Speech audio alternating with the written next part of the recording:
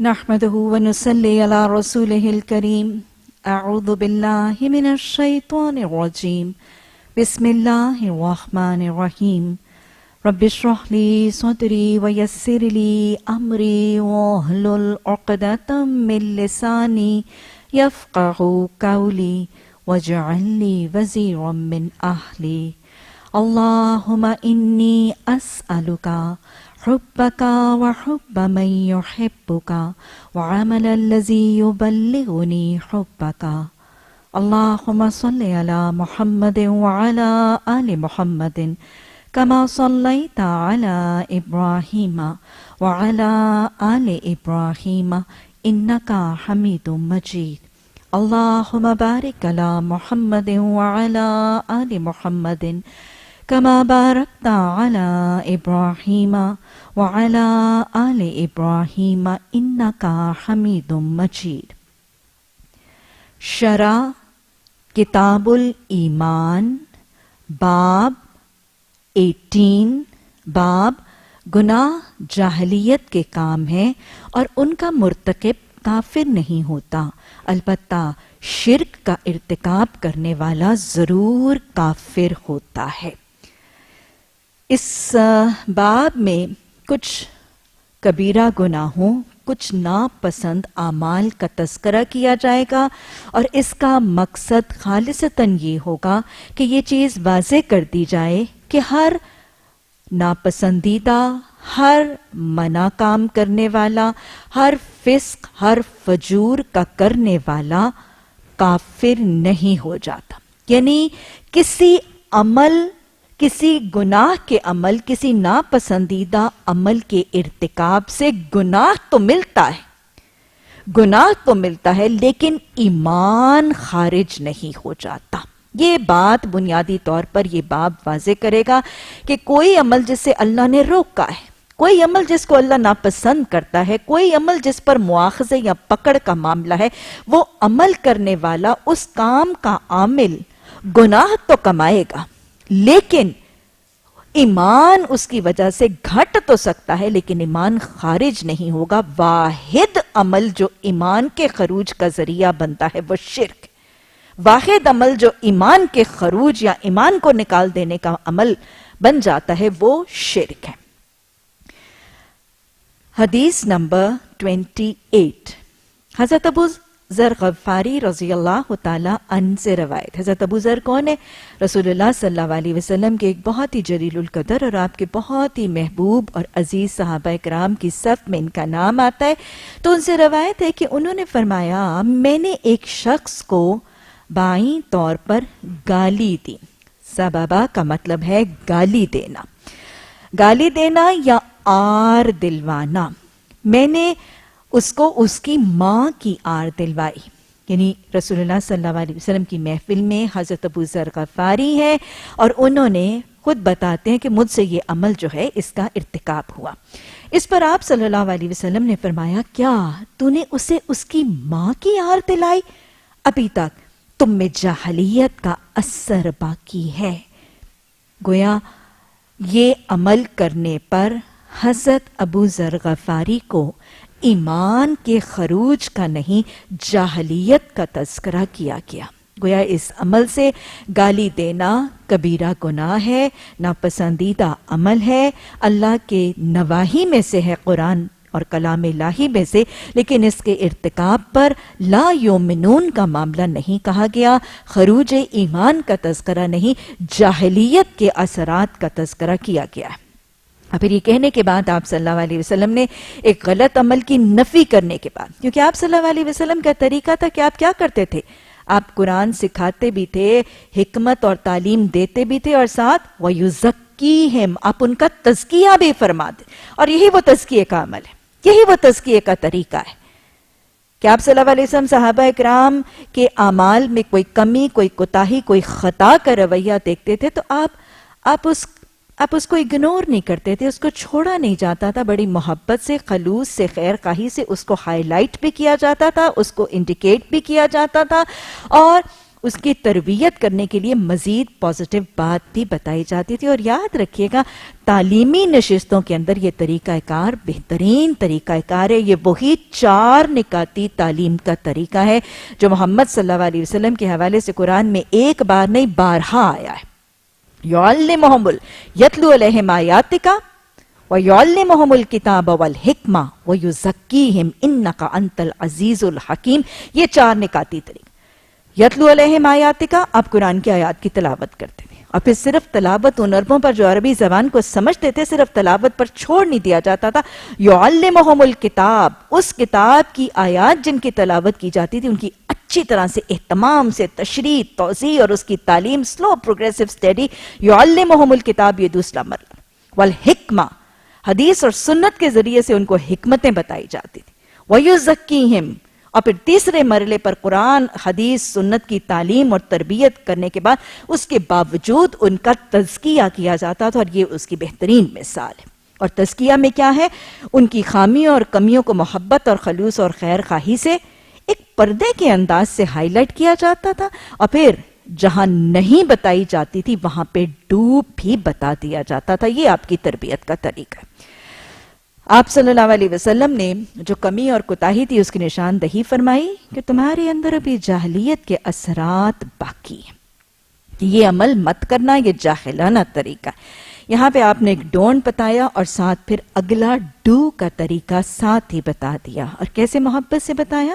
آپ نے فرمایا تمہارے غلام تمہارے بھائی ہیں، تمہارے غلام تمہارے بھائی ہیں. کیونکہ یاد رکھیے گا بھائی چارہ کسی ذات اور برادری کی بنیاد پہ دین کے اندر نہیں ہے، بھائی چارہ کلمے کی بنیاد پر ہے. انما المؤمنون اخوۃ، مومن سارے مسلمان جو ہیں وہ بھائی. تو مومنوں کا آپس میں بھائی ہونے کا یہ وہ بھائی چارہ اور یہ محبت اور خیر خواہی کا تعلق ہے جس کا تذکرہ کیا جا رہا ہے. تمہارے غلام تمہارے بھائی ہیں، انہیں اللہ تعالیٰ نے تمہارے تصرف میں رکھا ہے. پس جس شخص کا بھائی اس کے قبضے میں ہے اس کو چاہیے کہ اسے وہی کھلائے جو وہ خود کھاتا ہے، اسے وہی لباس پہنائے جو وہ خود پہنتا ہے، اور ان سے وہ کام نہ لو جو ان پر گراں گزرے، اور اگر ایسے کام کی انہیں زحمت دو تو خود بھی ان کا ہاتھ بٹاؤ. گویا یہ ایک واقعہ ہے جو حیات طیبہ میں رونما ہوا. ایک صحابی سے ایک عملی کوتاہی، اور صحابی بھی وہ ہیں جو رسول اللہ صلی اللہ علیہ وسلم کے بڑے جلیل القدر صحابہ کی صف میں شامل. اس سے ذرا زیادہ وضاحت سے مختصر بخاری کے علاوہ اگر ہم بخاری شریف میں ہی واقعہ دیکھیں تو کچھ یوں آتا ہے کہ حضرت معرور کہتے ہیں کہ میں ایک دن ایک مقام ربضہ کی ایک جگہ سے گزر رہا تھا. ربضہ ایک جگہ ہے، یہ واقعہ کی ذرا زیادہ ڈیٹیل جس حدیث میں آتی ہے میں آپ کو بتاتی ہوں. حضرت معرور کہتے ہیں کہ میں ربضہ ایک جگہ، یہ مکہ سے تقریباً 3 میل کے فاصلے پر ایک جگہ ہے، کہ میں وہاں سے گزر رہا تھا اور میں نے وہاں پہ دیکھا کہ حضرت ابو ذر غفاری اپنے غلام کے ساتھ وہاں سے گزر رہے ہیں. اور کہتے ہیں کہ حضرت معرور کہتے ہیں کہ میں نے دیکھا کہ حضرت ابو ذر غفاری نے ایک حلہ کہتے ہیں 2 چادروں والے ایک لباس کو، انہوں نے ایک حلہ پہن رکھا ہے. اور پھر کہتے ہیں کہ ساتھ ہی میں نے دیکھا کہ ان کے ساتھ جو ان کا غلام تھا اس نے بھی بالکل اسی کے ساتھ کا ملتا جلتا حلہ پہن رکھا ہے. گویا آقا نے اور غلام نے، حضرت ابو ذر غفاری آقا ہیں، مالک ہیں، اور ان کے غلام نے، دونوں نے ایک جیسا ہی لباس اور ایک جیسا ہی حلہ زیب تن کر رکھا تھا. تو حضرت معرور کہتے ہیں کہ اس پر میں نے حضرت ابو ذر غفاری سے پوچھا کہ آپ نے اور آپ کے غلام نے ایک جیسے ہی کپڑے پہنے ہوئے، اس کی وجہ کیا ہے؟ تو اس پر حضرت ابو ذر غفاری نے یہ حدیث کا واقعہ سنایا کہ میں نے اور میرے غلام نے ایک جیسے کپڑے اس لیے پہنے ہیں کہ میرے ساتھ حیات طیبہ میں رسول اللہ صلی اللہ علیہ وسلم کی موجودگی میں ایسا معاملہ رونما ہوا تھا اور آپ نے میری اس کمی پر مجھے ایسی تعلیم اور تربیت دی تھی. تو گویا حضرت ابو ذر غفاری سے اب اگر آپ ماحول دیکھیں تو پھر کیا ہے؟ رسول اللہ صلی اللہ علیہ وسلم کی محفل ہے، حضرت ابو ذر غفاری بھی موجود ہیں، اور ایک اور صحابی ہیں جن کو حضرت ابو ذر غفاری نے ان کی ماں کی آر دلائی. ان دونوں احادیث کے واقعات میں نام بنیادی طور پر نہیں بتایا گیا، اور یہ تھے کون؟ حضرت بلال. ہمیں کچھ اور راویان اور کچھ اور محدثین کے حوالے سے پتہ چلتا ہے کہ یہ جو حضرت ابو ذر غفاری نے الفاظ فرمائے تھے کہ یہ جو ماں کی آڑ دلوائی تھی، یہ حضرت بلال تھے۔ حضرت بلال کو حضرت ابو ذر غفاری نے کہا تھا، اے حبشن کے بیٹے، اے کالی ماں کے بیٹے، اے حبشن کے بیٹے۔ یہ الفاظ تھے جو حضرت ابو ذر نے حضرت بلال کو جن سے کہہ کر پکارا، اور واقعتاً تھی تو یہ حقیقت ہی، کیا ایسے نہیں تھا؟ حضرت بلال یہ وہ ہیں جو غلاموں میں سب سے پہلے دائرہ اسلام میں داخل ہونے والے غلام ہیں، اور بالکل اول اسلام قبول کرنے والے صحابہ اکرام کی صف میں بھی شامل ہیں۔ لیکن والدہ بھی حبشی تھیں، والدہ سے آفام بھی تھیں، اور حضرت بلال کے بارے میں بھی کسی کو شک اور شبہ نہیں ہے، سیافام بھی تھے، موٹے موٹے ہونٹ بھی تھے، گھنگریالے بال بھی تھے، زبان میں ہلکی سی لکنت بھی تھی، لیکن رسول اللہ صلی اللہ علیہ وسلم کے ہاں کتنی عزت، کتنا درجہ، کتنا اکرام، عدل ہے نا رسول اللہ صلی اللہ علیہ وسلم کے ہاں، مساوات ہے نا رسول اللہ صلی اللہ علیہ وسلم کے ہاں، عدل ہے، مساوات ہے، انصاف ہے، اونچ نیچ، ذات پات برادری کا کوئی تصور نہیں ہے، کسی کے خلوص، کسی کے صلاحیتوں کا احترام اور اس کا اہتمام کیا جاتا ہے، اس کو عہدہ اور اقتدار دیتے وقت۔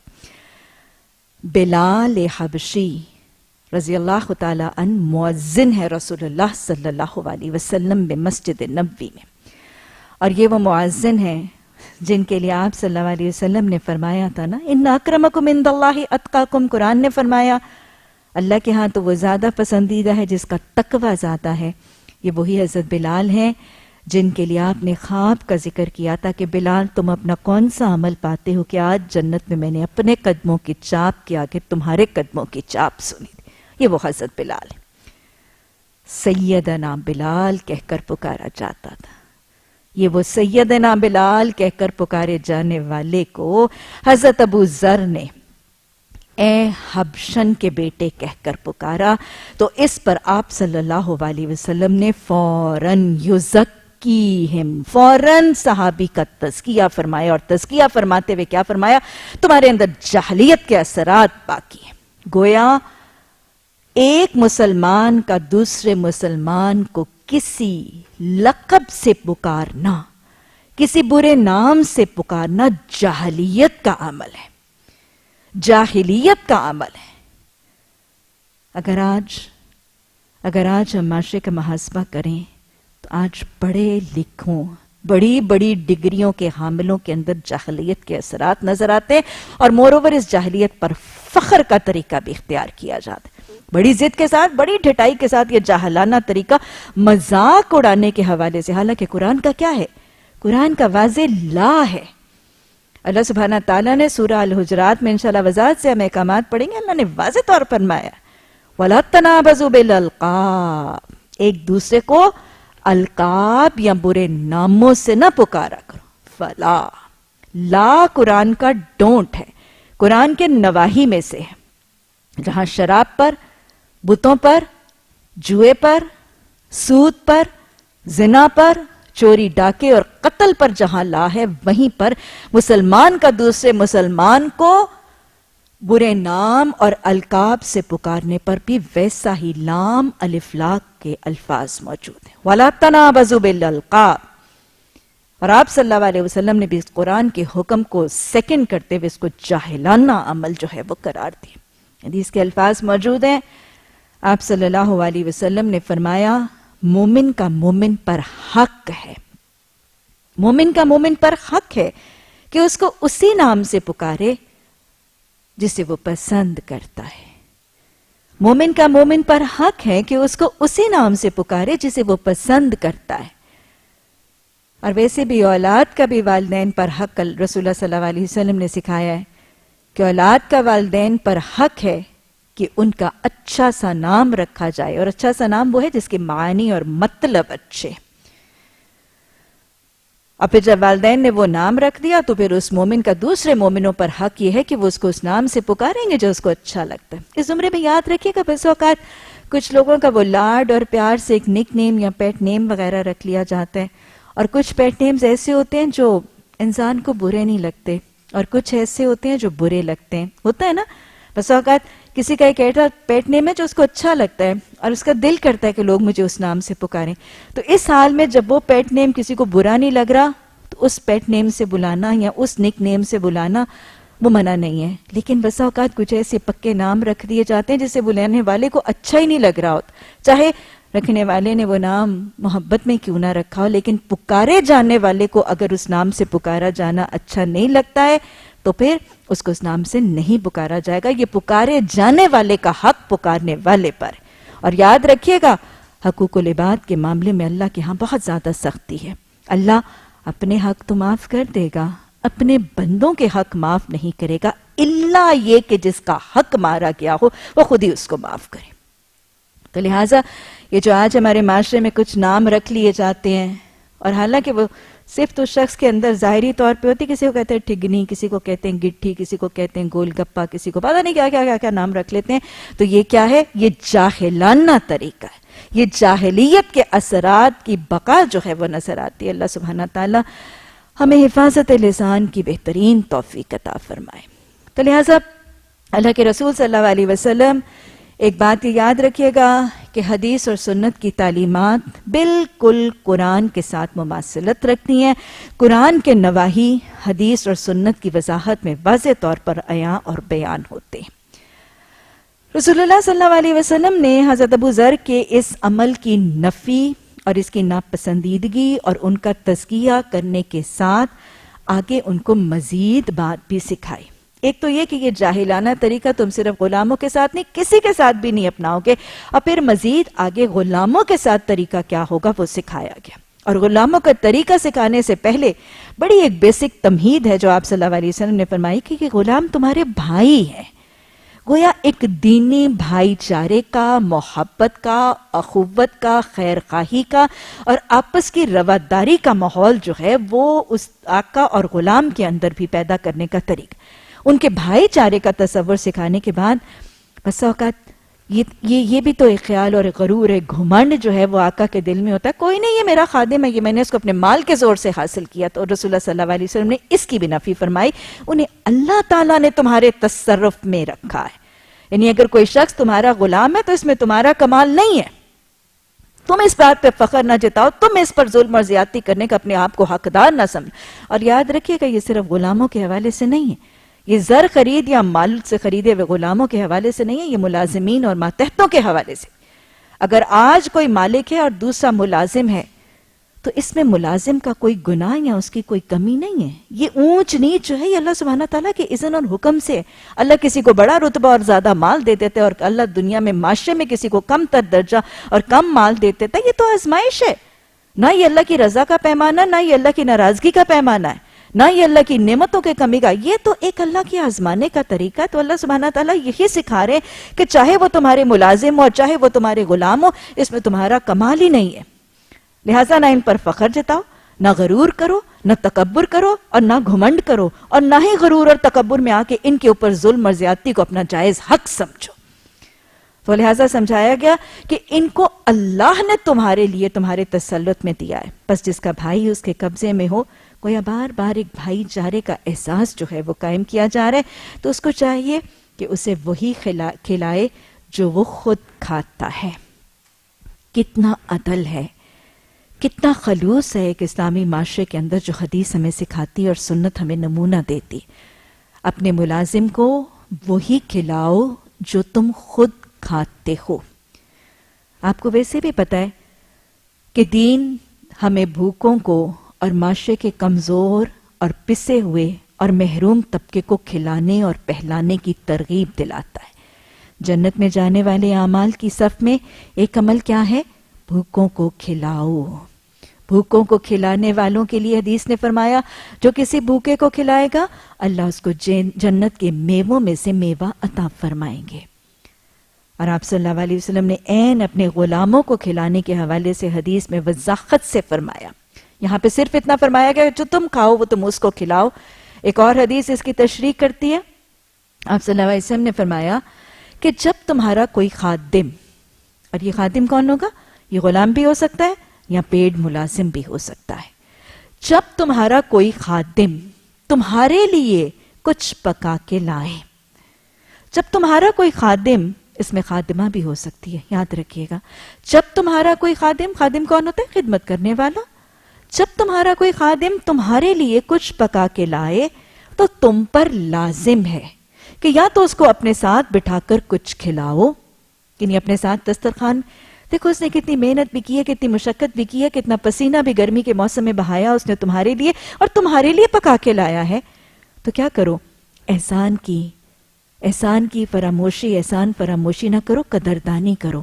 تم کیا کرو؟ یا تو تم میں سے ہر ایک کو چاہیے کہ یا تو اس کو اپنے ساتھ بٹھا کے اس کو کچھ کھلاؤ، اور اگر ایسا نہ کر سکتے ہو، یاد رکھیے گا ہمارا دین بہت ہی پریکٹیکل سا دین ہے، ہر کنڈیشن کی آپشن دے دیتا ہے. بسا اوقات کوئی محفل ہے، کوئی قیام ہے، اور کوئی ایسا معاملہ ہے کہ اس خادم کو اس وقت بٹھایا نہیں جا سکتا، وہ مزید کام میں مصروف ہے، یا بسا اوقات جگہ نہیں ہے، یا بسا اوقات ویسے ہی کوئی معاملہ اور ہے، تو اللہ کے رسول صلی اللہ علیہ وسلم نے دوسری آپشن بھی دے دی. یہ ہے لا اکراہ فی الدین، دین میں جبر نہیں ہے، ڈفرنٹ آپشنز، ڈفرنٹ آلٹرنیٹیوز دے دیے جاتے ہیں. بہترین تو یہ ہے کہ جب پکا کے لائے تو اس کو اپنے ساتھ بٹھا کے کھلاؤ، اور اگر ایسا نہ کر سکتے ہو تو پھر کم از کم اس کو اس میں سے ایک آدھ لقمہ ضرور دے دو. یہ اس کی شکم پوری کے لیے بھی ہے، اس کے احسان، اس کی محنت کی قدردانی کے لیے بھی ہے، اور پھر ساتھ ساتھ اپنے دسترخوان کو اس بھوکے پیٹ کی نظر سے بچانے کے لیے بھی ہے. یاد رکھیے گا نظر بھی برحق ہے. تو لہٰذا اللہ کے رسول صلی اللہ علیہ وسلم کی جو تعلیمات ہیں اور جو احادیث کے خزانے ہیں، اس میں بھرپور حکمتیں اور خیر خواہی کے احکامات موجود ہیں، اور اس میں ایک طرف کا نہیں، ملٹی ڈائمینشنل فائدے اور فوائد جو ہیں وہ نظر آتے ہیں. بہرحال یہ خود کھانا اور یہ خود کھلانے کا طریقہ اگر آپ دیکھیں تو سعودیز کے اندر تو ابھی تک یہ رواج موجود ہے کہ ان کے خادم ان کے ساتھ بیٹھ کے ان کے دسترخوان پر کھانا کھاتے ہیں. لیکن اگر یہ نہ کیا جائے تو کم از کم اپنے کھانے میں سے ان کو اپنے کھانے میں شامل ضرور کرنا چاہیے. اور وہی آپ دیکھ لیجئے نا کہ جو حدیث کے الفاظ ہے کہ تم میں سے کسی کا ایمان ہی اس وقت تک مکمل نہیں ہوتا جب تک تم خود پیٹ بھر کے سو جاؤ اور تمہارا ہمسایہ جو 40 گھروں تک ہے وہ بھوکا سو جائے. تو لہٰذا ہمارے قریب ترین ہمسائے تو ہمارے یہی ملازم ہوتے ہیں نا. اس کے بعد آپ صلی اللہ علیہ وسلم نے دوسری بات کیا فرمائی؟ اسے وہی لباس پہناؤ جو خود پہنتے ہو. گویا جب حضرت ابو ذر غفاری کی ایک خطا کا تزکیہ کیا گیا، کریکشن کی گئی، تو جو باتیں اللہ کے رسول صلی اللہ علیہ وسلم نے اسی موقع پر سمجھائی تھی، صحابہ کرام کا رویہ نظر آتا ہے. ایک دفعہ تربیت اور ایک دفعہ تزکیہ پر کتنی ایراڈیکیشن اور کتنی کریکشن کا طریقہ کہ رسول اللہ صلی اللہ علیہ وسلم کے فوت ہو جانے کے بعد بھی ایک شخص نے دیکھا کہ حضرت ابو ذر غفاری نے بحیثیت مالک جو پہنا ہے، غلام نے وہی پہنا ہے. کیونکہ اللہ کے رسول صلی اللہ علیہ وسلم نے ایک موقع پر تربیت کر دی تھی کہ جو خود پہنتے ہو ابو ذر وہی اپنے غلام کو پہن. ان کے لیے ایک دفعہ کہنا اور بتایا جانا اور ایک دفعہ کی تربیت اور ایک دفعہ کا تزکیہ ان کی زندگی کے رنگ سدھارنے اور ان کے رویوں کو سنوارنے کا ذریعہ بن جاتا تھا. اللہ ہمیں ایسے سمعنا و اطعنا کرنے کی توفیق عطا فرمائے. اللہ جو تو قرآن اور حدیث کی تعلیمات کے خزانے اپنے کرم اور اپنے فضل سے ہم تک پہنچاتا ہے، اللہ ان کی قدر اور ان کی شکر کرنے کی توفیق عطا فرما. اللہ جو تو اپنے کرم اور اپنے فضل سے سنواتا ہے، سمجھاتا ہے، اللہ ہمیں بتایا جاتا ہے، اللہ ان خزانوں کی نہ قدری کرنے سے بچنے والا بنا دے. اللہ جو سنتے ہیں اپنے عمل میں داخل کرنے والا بنا دے. اللہ جس سے روک کے جاتے ہیں اللہ بڑی خوش اسلوبی سے رکنے والا بنا دے. تو دیکھ لیجئے حضرت ابو ذر غفاری کا طریقہ کہ صرف حیات طیبہ میں نہیں کہ اس کے بعد یہ بات کانشیس ہو گئی کہ اچھا اللہ کے رسول صلی اللہ علیہ وسلم نے فرمایا تھا، اگر انہوں نے دیکھ لیا تو وہ کیا کہیں گے؟ حیات طیبہ میں آپ کے وصال اور آپ کی وفات کے بعد ہی وہ طریقہ ہی زندگی کا طریقہ بن گیا. اللہ ایسے سیرت کے اور ایسے حدیث کے رنگوں میں اپنے آپ کو رنگنے کی توفیق عطا فرما کہ اللہ ہمارا زندگی کا رنگ ڈھنگ بدل جائے، اللہ ہماری سوچ کا پیمانہ بدل جائے، اللہ ہمارے اوڑھنے پہننے کے طریقے بدل جائے، اللہ بول چال کے طریقوں کے قد و خال بدل جائے. اللہ مسلم حنیف بننے کی توفیق عطا فرما. اللہ کے رسول صلی اللہ علیہ وسلم نے فرمایا جو خود پہنتے ہو وہی ان کو پہناؤ. لباس پہنانے کی بھی بہت سی فضیلت قرآن اور حدیث میں بتائی گئی ہے. حدیث کے الفاظ ہی موجود ہیں، جو کسی بے لباس کو لباس پہنائے گا اللہ اس کو جنت کے حلوں میں سے حلہ عطا فرمائیں گے. جنت کے لباسوں کے جو خریس ہیں ان کو بے لباسوں کو پہنانا ہے. حضرت علی کا واقعہ آتا ہے. حضرت ابو ذر کا واقعہ تو آپ نے دیکھ لیا کہ اس حدیث کے بعد وہی پہنتے ہیں جو غلام کو پہناتے ہیں, آقا بھی وہی ملبوس, اور یہ وہی ہے نا. نمازوں کی بھی تو تربیت یہ کی تھی نا, بندہ و صاحب و محتاج و غنی ایک ہوئے, یہ صفوں میں برابر ہونے والے, اپنے کھانے پینے اپنے لباسوں میں بھی برابر ہو. یہی وہ عدل کا اور انصاف کا پیغام تھا جو ان کو دین نے سکھایا تھا. حضرت علی کا واقعہ آتا ہے, خلافت کا دور ہے, حضرت علی ذرا سی بڑی عمر کے ہیں, عید کا موقع ہے, حضرت علی کے پاس 2 جوڑے تھے, ایک ان کا غلام ہے, ایک خود ہے. عید کا موقع ہے, ایک جوڑا ذرا پرانا ہے, ذرا موٹا اور کھردرا ہے, اور کچھ کپڑا ہلکی قیمت اور سستا ہے. دوسرا جوڑا ذرا عمدہ ہے, ذرا نفیس اور ذرا نرم ہے, مہنگا بھی ہے اور قیمتی بھی ہے, لباس بھی ویسے عمدہ ہے. حضرت علی نے بہتر جوڑا اپنے غلام کو دیا, اور خود جو سستا, جو موٹا اور ذرا کمتر فیبرک تھا وہ خود اپنے لیے رکھ لیا, اور غلام کو دونوں دے کر تاکید کی کہ یہ اپنے لیے اور یہ میرے لیے سلوا لے. غلام نے فوراً کہا, آقا بہتر میرے لیے اور کمتر آپ کے لیے, یہ میرے لائق نہیں. حضرت علی نے فوراً فرمایا, بہتر اور عمدہ لباس کا حق جوانوں کو بوڑھوں سے زیادہ ہے. گویا حکومت, عہدہ, اقتدار, مال پیمانہ نہیں تھا ان کے نزدیک. رسول اللہ صلی اللہ علیہ وسلم کے گھرانے کا قرب اہم نہیں تھا ان کے نزدیک. ان کے نزدیک اونچ نیچ اور ذات پات برادری اہم نہیں تھی. کیا فرمایا حضرت علی نے؟ بہتر اور عمدہ لباس کے حقدار جوان بوڑھوں سے زیادہ ہے. تو گویا تم جوان ہو, میں تو بڑی عمر کا ہوں, میری خیر ہے. یہ ایثار ہے, یہ ایثار ہے, یہ سیلفشنس نہیں ہے جس کا درس دیا ہمیں ان صحابہ اکرام نے. یہ وہی انمتا علیہم ہے جن کے پیچھے چلنے کی ہم دعا کرتے ہیں. اللہ ان کی زندگی کے طریقے سیکھنے اور اللہ شرع صدر ہو کر اپنی زندگی میں رائج کرنے کی توفیق عطا فرما. اللہ اخلاص عطا فرما. اللہ ہمیں یہ خود غرضانہ زندگی سے نکال کر اللہ ہمیں ایثار اور دوسروں کے لیے قربانی دینے والا خوش نصیب بھی بنا دینا. اور پھر آپ نے تیسری بات غلاموں کے ساتھ, یہ وہی غلام ہے کہ وفات کے وقت آپ صلی اللہ علیہ وسلم کی زبان مبارک پہ جو الفاظ تھے نا, نماز اور غلام, یہ وہی تربیت ہے جو کی جا رہی ہے کہ ان کو وہی کھلاؤ جو خود کھاتے ہو, ان کو وہی پہناؤ جو خود پہنتے ہو, اور کیا کرو, ان سے وہ کام نہ لو جو ان پر بھاری ہو جائے. اور اگر ایسا کام کرواؤ, بہرحال بس اوقات گھر میں ایسے کام آئیں گے جو ان سے کروانے ہوں گے. خادم ہی ان کو رکھا ہے, اس کام کے لیے گیا ہے, وہ وہاں پہ موجود ہے اس کام کے لیے, بس اوقات ان سے کچھ کام کروانے ہوں گے جو ان کے لیے مشکل ہوں گے. ان کی جسمانی طاقت, ان کی ذہنی صلاحیت کسی چیز سے ان کے لیے مشکل ہوں گی. تو پھر کیا کرو, ابل تو ان سے کرواؤ ہی نہ. اگر کروانے ہیں, اگر ان کو زحمت دو تو پھر خود بھی ان کا ہاتھ بٹاؤ. کتنا خوبصورت ہے ہمارا دین, کتنا انسانی خیر خواہی کا, کتنے ایثار اور اخلاص کا درس دیتا ہے. خادموں کے ساتھ, غلاموں کے ساتھ, ملازموں کے ساتھ اتنی محبت, اتنی نرمی, اتنی شفقت, اتنی خیر خواہی کا دین, درس دینے والا دین. کیا ہمیں اپنی اولادوں, اپنے والدین, اپنے رحم کے رشتوں کے ساتھ بدسلوکی اور بدتمیزی کی اجازت دے سکتا ہے؟ اللہ حقوق العباد کو سمجھنے اور اللہ اس زندگی کی مہلت عمل میں اپنی اصلاح کرنے کی توفیق عطا فرما. آپ نے فرمایا کہ اگر ان کو کوئی ایسا کام بتاؤ جو ان کی طاقت سے زیادہ ہے تو پھر خود ان کی مدد کرو. کہیں حدیث اور سنت میں کوئی تضاد نظر نہیں آئے.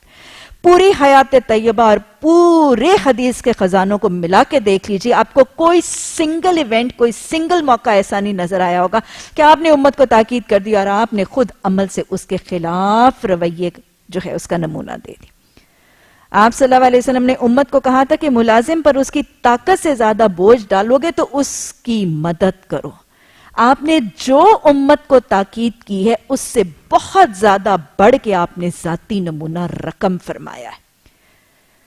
میں شاید آپ کے ساتھ پہلے بھی شیئر کر چکی ہوں گی, تذکرہ بھی حضرت بلال کا ہی آ رہا ہے. حضرت بلال کے قبول اسلام کے حوالے سے بس اوقات یا جو غلامان جنہوں نے اسلام قبول کیا ان کے حوالے سے بس اوقات میرے ذہنوں میں ایک سوال آیا کرتا تھا.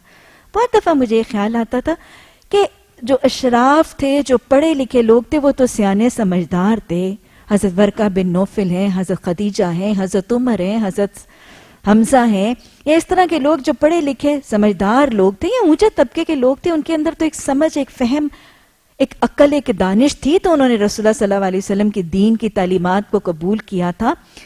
لیکن وہ جو بالکل ہی کمزور سا نچلا سا طبقہ، جو بھوکا ہے، جو پیاسا ہے، جو کٹ رہا ہے، پس رہا ہے، وہ کہتے ہیں آج ہمارے دور میں، ہمارے معاشرے میں کیا کہتے ہیں کہ جی ریولوشن نہیں آئے گا، اسلام نہیں آئے گا جب تک کیا ہوگا، نیچے والا طبقہ، نیچے والے طبقہ جب تک ہمارے معاشرے کا ٹھیک نہیں ہوگا تب تک ہم کچھ نہیں کر سکتے. اور پھر کہتے ہیں نیچے والا طبقہ کیا کرے گا، وہ تو آج اتنا پیٹ کی بھوک میں ان کو تو ہوش ہی نہیں ہے کسی چیز. کیا کہا ہے؟ آج ہم یہی کہتے ہیں نا کہ آج ہمارے معاشرے کا جو نچلا طبقہ ہے، جو بھوکا طبقہ ہے، اس کو کہاں ہوش ہے کہ اس معاشرے میں بجلی مہنگی ہو رہی ہے اور اس معاشرے میں کون سے ڈرون حملے ہو رہے ہیں. وہ تو اپنی بھوک کا اتنا شکار ہے، وہ تو صبح و شام فکر معاش میں اتنا الجھا ہے. مجھے بسا اوقات اس بات پر حیرت ہوتی تھی کہ وہ مظلوم، وہ جو بیچارے خریدے ہوئے تھے، وہ جو زنجیروں میں جکڑے ہوئے تھے، انہوں نے لبیک کیوں کہا تھا، انہوں نے دین کیوں قبول کیا تھا. کچھ اور باتیں سمجھ آتی ہیں کہ دین نے ان کا لیول ایلیویٹ کیا تھا، بٹ وائی آفٹر آل حضرت بلال تو پوائنیئرز تھے نا. پھر اس کے بعد وہ دین میں آئے اور باقی غلاموں نے دیکھا کہ غلام رسول اللہ صلی اللہ علیہ وسلم ان کا لیول کیسے ایلیویٹ کر رہے ہیں، لیکن حضرت بلال واز دا فرسٹ ون. ان کے آنے سے پہلے تو کسی کو نہیں پتا تھا کہ دائرہ اسلام میں داخل ہونے کے بعد، مسلمان بننے کے بعد غلاموں کو کیا آسائشیں ملیں گی اور غلاموں کے ساتھ کیا معاملہ محبت کا اور ایثار اور بھائی چارے کا کیا جائے گا. کوئی پریسیڈنس ہی نہیں تھی. تو حضرت بلال کیوں دین میں سب سے پہلے داخل ہونے والوں میں؟ وہ جس کو مارتے تھے، اس کا مالک مارتا تھا، اتنی ظلم اور زیادتی کرتا تھا. پھر مجھے یاد ہے میں نے حیات طیبہ کا ایک واقعہ پڑھا، رسول اللہ صلی اللہ علیہ وسلم کی نبوت سے پہلے کا واقعہ پڑھا. کہ کیا واقعہ تھا؟ یہ جو امت کو تاکید کی تھی، اس سے بڑھ کر خوبصورت اخلاق آپ صلی اللہ علیہ وسلم کے نبوت سے پہلے کیا تھے. کہ راوی بتاتے ہیں کہ رسول اللہ صلی اللہ علیہ وسلم کا طریقہ یہ ہوتا تھا کہ جب آپ مکہ کی گلی میں سے گزرتے تھے اور حضرت بلال کا جو مالک تھا وہ بہت ظالم تھا، بہت جابر تھا، اور وہ حضرت بلال پر ان کی طاقت سے زیادہ کام کی بوجھ اور ذمہ داری ڈال کر صبح صبح کہ تم نے یہ بھی کرنا ہے، یہ بھی کرنا ہے، یہ بھی کرنا ہے، اور اتنے کام، اتنے بھاری اور اتنے مشقت طلب کام جو ان سے بیچاروں سے ہوتے نہیں تھے. اور راوی کہتے ہیں کہ اللہ کے رسول صلی اللہ علیہ وسلم جب وہاں سے گزرتے تھے اور حضرت بلال کو، جو بالکل پرائے ہیں، بالکل بیگانے ہیں، ایک معاشرے کا غریب سا مسکین سا بیچارہ غلام ہے، اس کے ساتھ کسی کو کیا فائدہ، کیا امکان ہے کسی بہتری کا. لیکن رسول اللہ صلی اللہ علیہ وسلم حضرت بلال کو اس جبر میں، اس ظلم میں، اس مشقت کی چکی میں پستے ہوئے دیکھتے تھے تو دل اتنا نرم تھا کہ آپ برداشت نہیں کر پاتے تھے. اور نبوت سے پہلے رسول اللہ صلی اللہ علیہ وسلم حضرت بلال کے مالک نے جو ان پر اس دن کے کام کی ذمہ داری دی تھی، آپ اپنے کاموں کو چھوڑ کر حضرت بلال کی معاونت کرتے تھے اور ان کی مدد کر کے ان کے اس دن کے کام جو ہے وہ نپٹانے میں ان کی معاونت فرماتے تھے. یہ آپ کا معمول تھا نبوت سے پہلے حضرت بلال کی معاونت کرنا. پھر جب آپ نے اعلان نبوت کیا اور خبر حضرت بلال تک پہنچی کہ ایک شخص نے نبوت کا نبی ہونے کا اعلان کیا ہے، اور حضرت بلال نے پوچھا کہ وہ شخص کون ہے، اور بتایا گیا کہ وہ شخص محمد ہیں صلی اللہ علیہ وسلم، تو بغیر پوچھے، بغیر کسی تردد کے حضرت بلال اسلام قبول کرے. تو یاد رکھیے گا، کہیں بھی رسول اللہ صلی اللہ علیہ وسلم کہ قول اور فعل میں تضاد نہیں. آپ نے جو ہمیں تاکیدیں کی ہیں، آپ نے جو ہمیں باتیں بتائی ہیں، آپ نے اس سے بدر جہاں بڑھ کے، آپ اپنے ڈالے جانے والے بھاری کام نہیں، کسی اور غلام کے، کسی اور مالک کے ڈالے ہوئے بھاری کام پر بھی اس کی مشقت پر اس کی معاونت کرنے کا نمونہ ہمارے لیے رقم کر کے گئے. اللہ یہ نمونے سیکھنے، یہ یاد رکھنے، معاشرے کو ان سے متعارف کروانے، معاشرے میں سے ظلم اور زیادتی کو جڑ سے نکالنے کی اللہ ہمیں توفیق عطا فرمائے. اور اللہ جو کوششیں اور کاوشیں کرتے ہیں، اللہ ان کو قبول بھی فرمائے. اللہ سبحانہ تعالی ہمیں اپنے والدین اور اساتذہ کرام کے لیے، اور اللہ ہماری اولادوں اور ہمارے شاگردوں کو ہمارے لیے صدقہ جاریہ بھی بنا دے. باب نمبر 19، باب گناہ میں جہالت کے کاموں میں سے جو اس چیز کا عمل کرے سوائے شرک کے. باب نمبر 20، باب ظلم دون ظلم.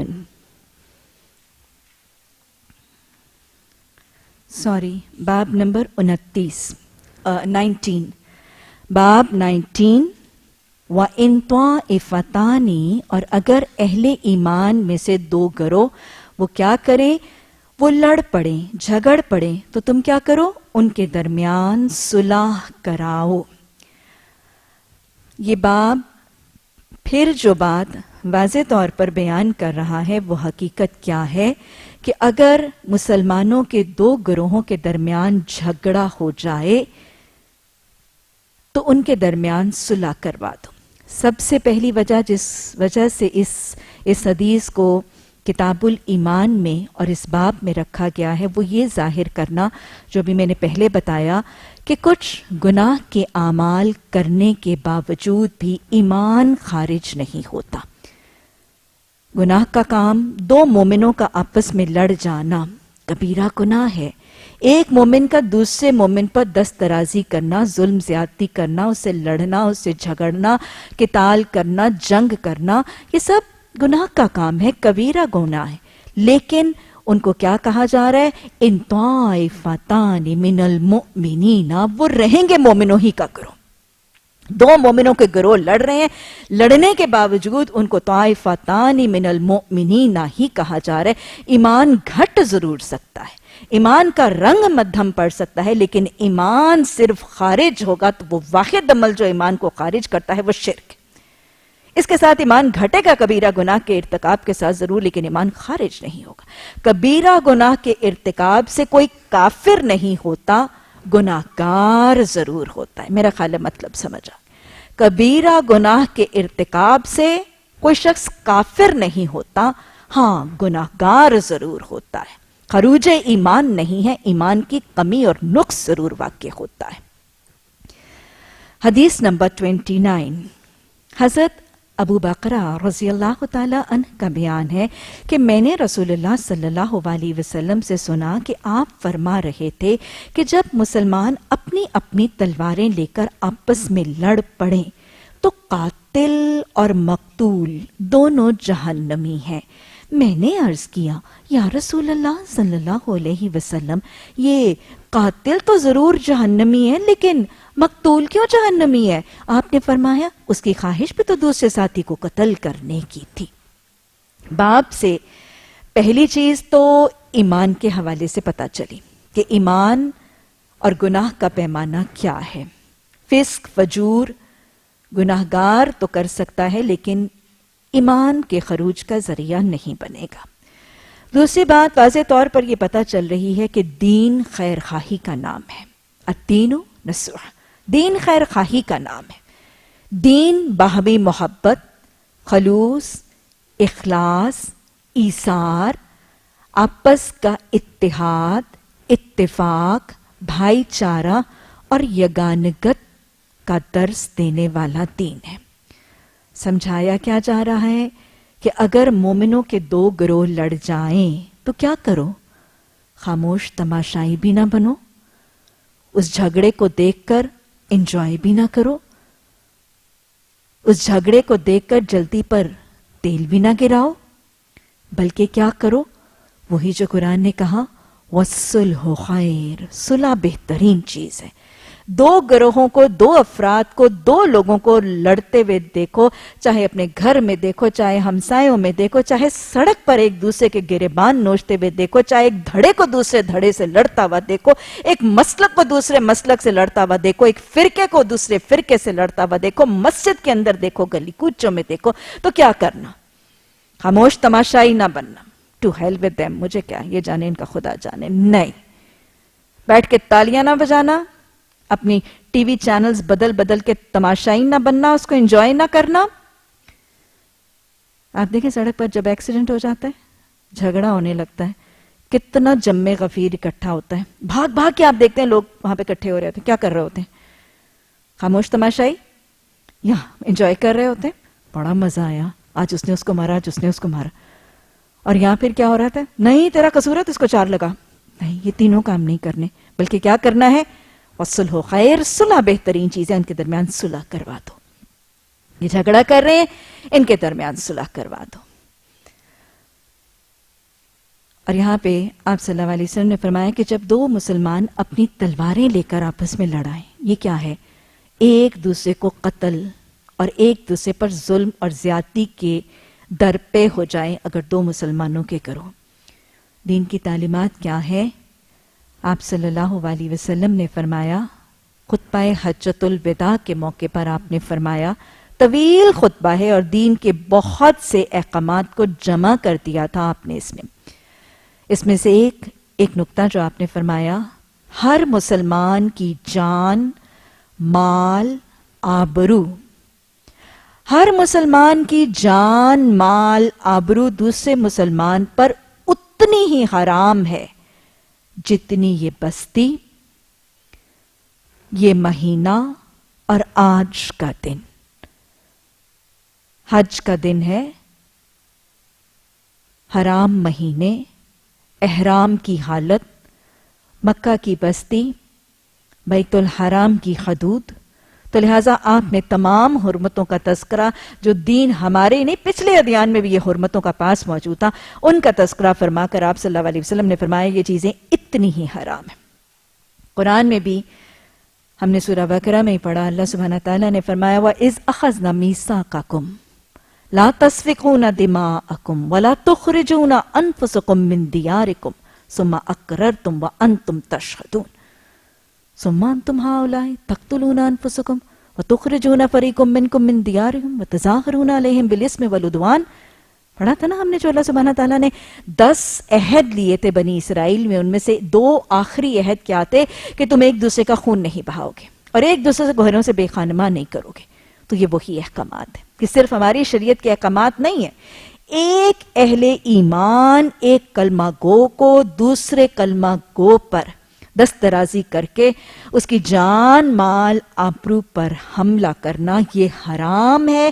اس کا وعدہ بنی اسرائیل سے بھی لیا گیا تھا، یہ تورات میں بھی لیا گیا تھا، حضرت موسیٰ علیہ السلام کے پیروکاروں سے بھی لیا گیا تھا، پچھلے تمام ادیان میں اس کی حرمت موجود ہے اور ہمارے دین میں بھی اس کی حرمت قرآن اور حدیث کے ذریعے موجود ہے۔ یہ تمام شریعتوں میں یہ طریقہ کار بتایا گیا۔ آپ صلی اللہ علیہ وسلم نے اس حدیث میں یہی فرمایا کہ جب مسلمان کیا کریں، جب مسلمان دونوں تلواریں لے کر آ جائیں، تلواریں لے کر آئیں تو کیا ہے مطلب ایک دوسرے کی ارادہ اور نیت کیا ہے؟ قتل کی نیت، دونوں کی نیت قتل کی نیت ہے، تو پھر آپ نے فرمایا کہ یہ دونوں جہنمی ہیں، قاتل اور مقتول دونوں جہنمی ہیں۔ تو صحابہ نے پوچھا کہ جو قاتل ہے، قتل کرنے والا ہے، دوسرے کی جان لینے والا ہے، وہ تو جہنمی ہے، مقتول تو قتل ہو گیا بیچارہ، وہ کیوں جہنمی ہے؟ یہ بالکل وہی حدیث ہے نا، اسی سے ملتی جلتی حدیث ہے۔ آپ صلی اللہ علیہ وسلم نے فرمایا کہ جب تم ظالم اور مظلوم کو دیکھو تو تم دونوں کا ہاتھ تھام لو، جب تم ظالم اور مظلوم کو دیکھو تو تم دونوں کا ہاتھ تھام لو۔ اس پر بھی صحابہ اکرام نے اسی سے ملتا جلتا سوال فرمایا تھا۔ آپ نے فرمایا یا رسول اللہ صلی اللہ علیہ وسلم، ہم ظالم کا ہاتھ تو تھامے، میں آپ کو حدیث تھامنے کے بجائے جب تم ظالم اور مظلوم کو دیکھو تو دونوں کی مدد کرو، جب تم ظالم اور مظلوم کو دیکھو تو دونوں کی مدد کرو۔ تو صحابہ اکرام نے فرمایا یا رسول اللہ صلی اللہ علیہ وسلم، ہم مظلوم کی مدد تو کریں گے، ہم ظالم کی مدد کیوں کریں اور کیسے کریں؟ مطلب وہ تو پہلے ہی ظلم کر رہے ہیں، ہم اس کی مدد کیسے کریں اور کیوں کریں ہم اس کی مدد؟ آپ نے فرمایا ظالم کی مدد یہ ہے کہ تم اس کا ہاتھ تھام لو۔ جب وہ ظلم کر رہا ہے، وہ اپنے گناہوں کا اضافہ بھی کر رہا ہے، اپنے اعمال نامے میں بھی گناہوں کا اضافے کا ذریعہ کر رہا ہے اس ظلم کے ذریعے، تو اس پر بھی مدد کا طریقہ یہ ہے کہ اس کے ہاتھ روکو تاکہ وہ دوسرے پر ظلم نہ کرے۔ تو یہی یہاں پہ بھی آپ صلی اللہ علیہ وسلم سے پوچھا کہ قاتل اور مقتول دونوں جہنمی ہیں۔ قاتل تو اس لیے جہنمی ہے کہ اس نے کسی کا خون بہایا، اور حدیث کے الفاظ ہیں قرآن کے الفاظ ہے کہ جس نے کسی ایک شخص کو قتل کیا اس نے گویا تمام انسانیت کو قتل کیا، اور جس نے کسی ایک شخص کو زندہ کیا اس نے گویا تمام انسانیت کو زندہ کیا۔ تو وہ جو ایک شخص کو قتل کرنے والا ہے وہ تو قاتل ہے، وہ تو جہنمی ہے، وہ تو کبیرہ گناہ کا ارتکاب کر رہے ہیں، لیکن جو مقتول ہے اس کی نیت اصل میں قتل کی تھی۔ حدیث میں یہی بات بتائی جا رہی ہے کہ مقتول اس کنڈیشن میں گناہگار کیوں ہے، جہنمی کیوں ہے، کہ بنیادی طور پر اس نے بھی نیت، ارادہ، خواہش، یہ بھی اپنے ہتھیار، یہ بھی اپنی تلوار، یہ بھی اس کا گریبان تھام کر اس کے قتل کے در پہ تھا۔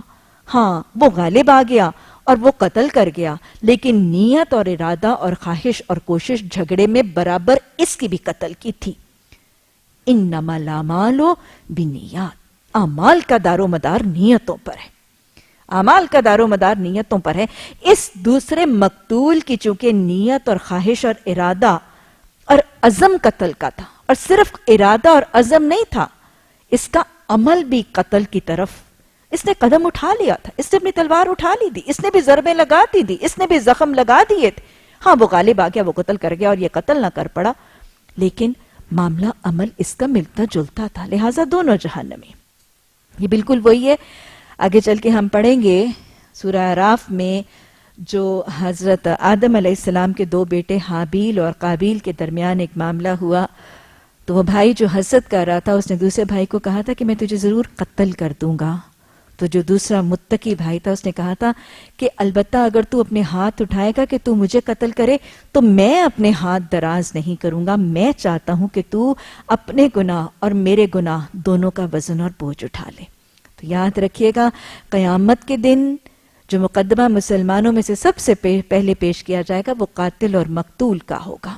اور وہ مقتول اگر ظلم سے قتل کیا گیا اور اس کی اپنی قتل کا ارادہ اور نیت نہیں تھا تو پھر قاتل کی ساری نیکیاں اس کو اور مظلوم کے سارے مقتول کے سارے گناہ قاتل کو دے دیے جائیں گے. لیکن اگر مقتول کی نیت، کوشش، عمل اور ساری سرگرمیاں بھی قاتلانہ تھیں تو وہ بھی جہنمی ہے. اللہ سبحانہ تعالیٰ بہت ہی عادل ہے اور دین کی تعلیمات ہمیں عدل اور مساوات ہی سکھاتی ہیں.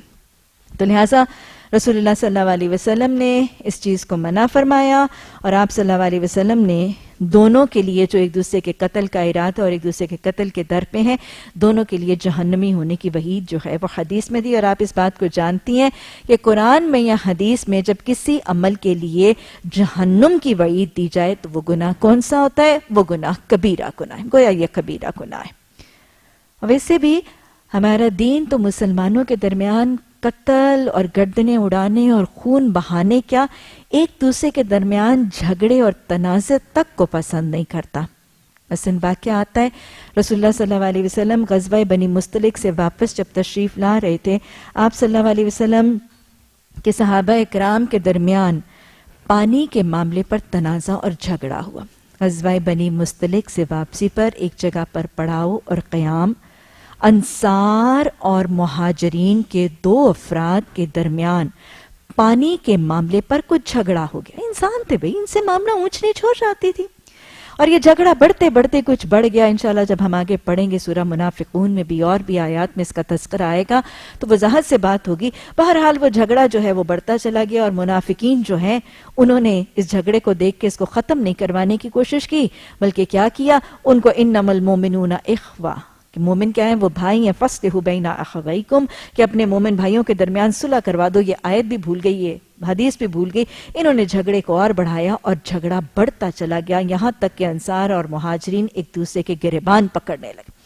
آپ صلی اللہ علیہ وسلم تک جب یہ خبر پہنچی تو راوی فرماتے ہیں کہ آپ اپنے خیمے مبارک سے باہر تشریف لائے اور آپ نے فرمایا ایلعب بکتاب اللہ، کیا تم اللہ کی کتاب کے ساتھ مذاق اڑاتے ہو؟ کہ تم اللہ کے احکامات کے ساتھ کھیل بناتے ہو؟ وَأَنَا بَيْنَ أَظْهَرَكُمْ، اور میں ابھی تمہارے درمیان موجود ہوں.